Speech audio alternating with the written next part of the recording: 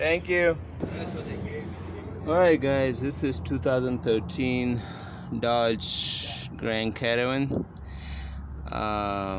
It was missing, and we've been someone replaced the injectors and plugs, and injector on number 4, plugs and coil, but it was not that. So I pulled the valve cover out, and what I noticed, I don't know if I can show you, look at that. You see this? It should be like this, smooth, but this one is not smooth.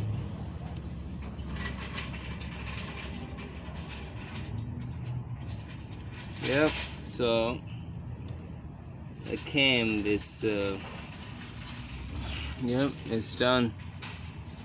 So now I think we gotta send it to the machine shop, and then they will fix it. Or if they want to change, just replace the engine, that's up to the customer. Alright guys, always just look for the parts. Like this is number 4.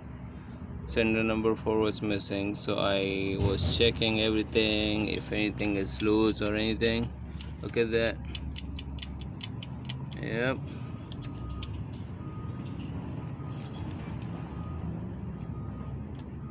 So yep, that's what it is. It will do it.